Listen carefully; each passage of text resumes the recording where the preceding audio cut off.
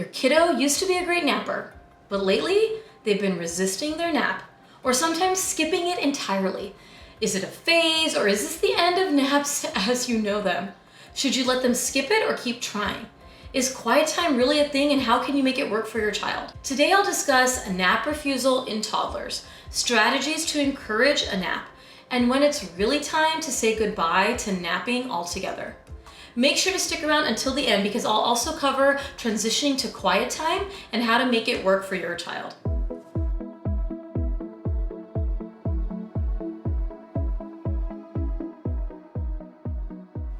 I'm Dr. Mona, a pediatrician and mom. I help empower parents with easy to understand, relatable information so you can make the best choices for your family.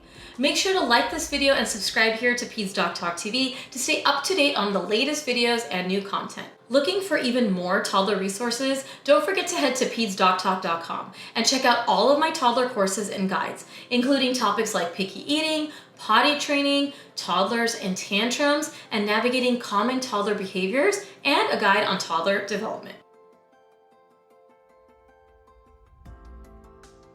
So let's talk about nap refusal in toddlers. Most children drop their naps by 5 years, but I do know some kids that still nap after that age, and what a glorious thing. I love the one nap life. And not only is it great for toddlers, it can give you, the caregiver, some downtime as well. Some parents think that their toddler is ready to drop their nap around 2 to 3 years of age. However, at this age, it is more likely they're going through a nap refusal phase. Many toddlers won't tell you they need a nap. And if you ask them, hey, do you want to take a nap? They will likely say no because that's what toddlers do. And their refusal will make you think, oh, they're done with naps. However, this is not usually the case. More often, the reality is that they do need the nap, but are refusing it due to things like FOMO, fear of missing out.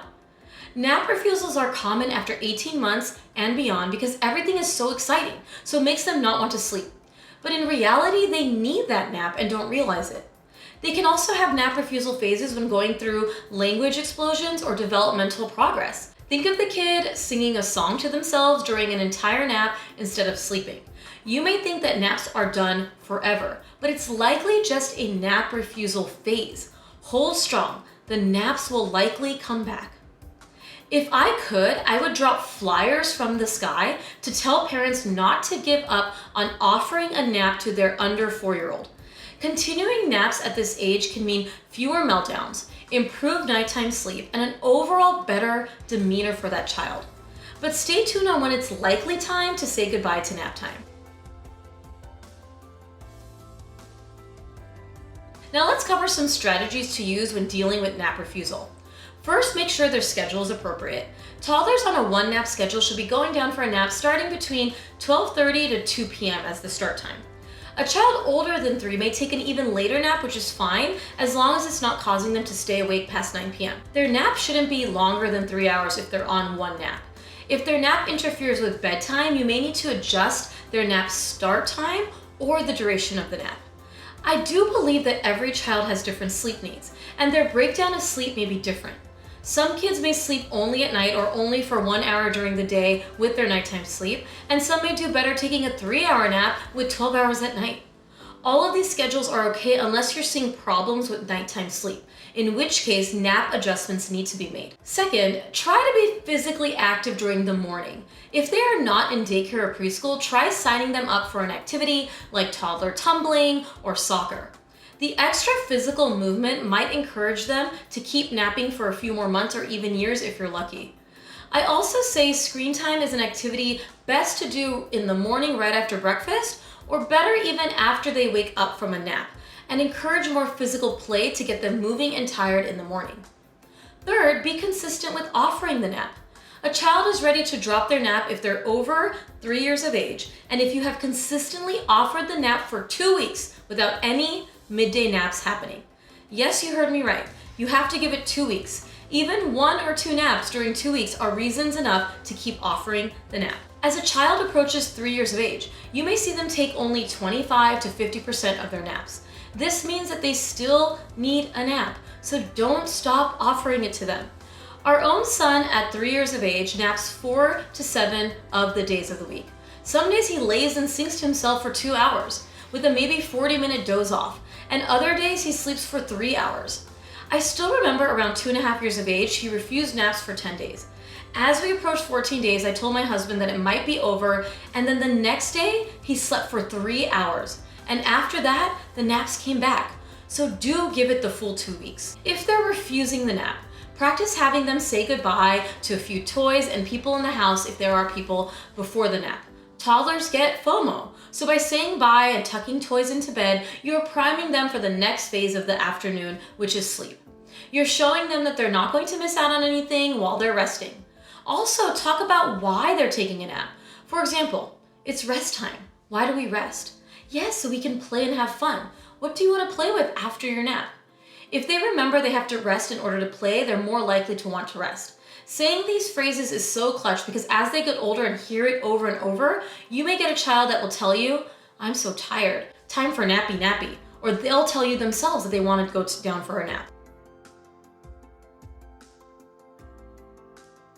Continue with their normal pre-nap time routine. Make sure their room is dark and cool. You can offer books in the crib and explain that this is their quiet time if they want to relax. So if they say they don't want to sleep, tell them they can rest or read. The goal is to try to keep them in their crib or sleep space for at least an hour. This gives them the opportunity to fall asleep. If they cry or get upset, approach it the same way you approach sleep training.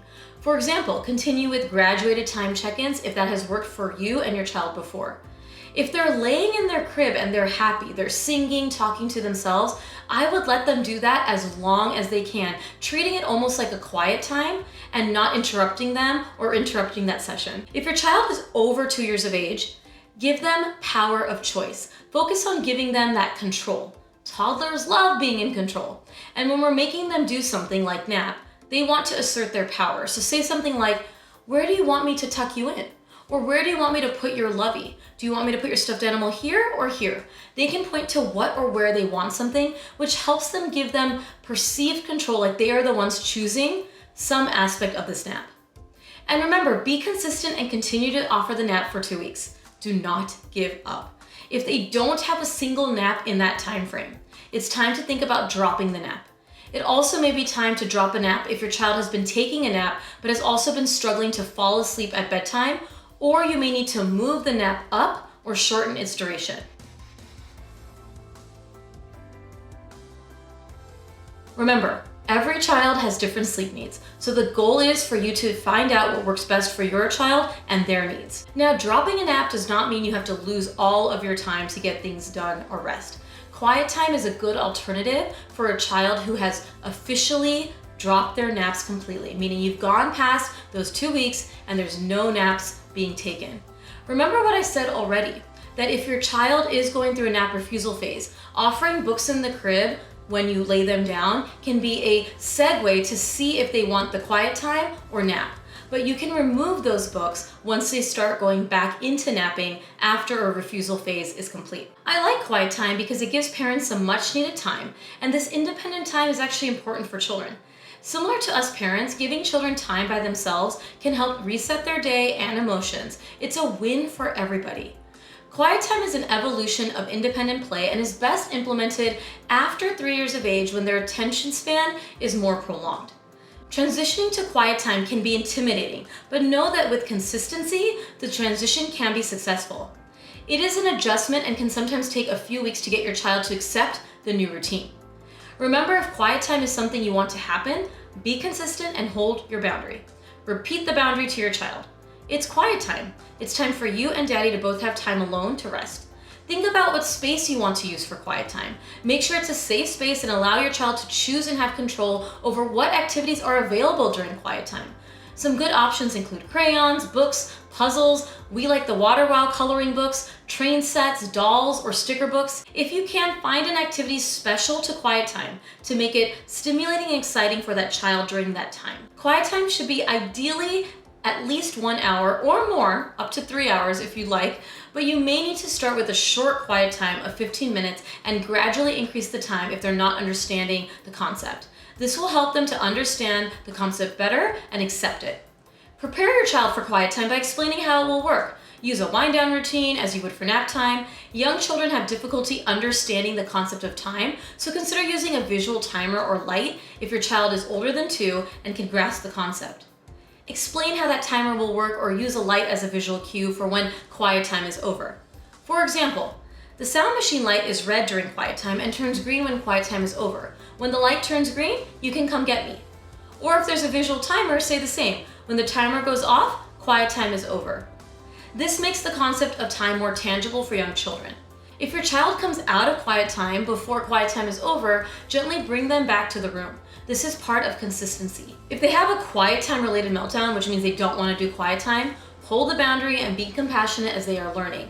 Like I mentioned, you can also start with shorter durations like 15 minutes and build up. With consistency, they'll start to understand and follow their new routine. Has your child recently dropped their last nap? Was anything specifically helpful in implementing quiet time? Leave comments or questions below. And if you found this information helpful, please like and share this video and make sure to subscribe to be the first to know about new videos published. And check out my toddler courses at PedsDocTalk.com for more information on toddler behavior and tantrums, potty training, and picky eating. I'll see you all next time for another video here on Peds Doc Talk TV. I hope you all get that nap.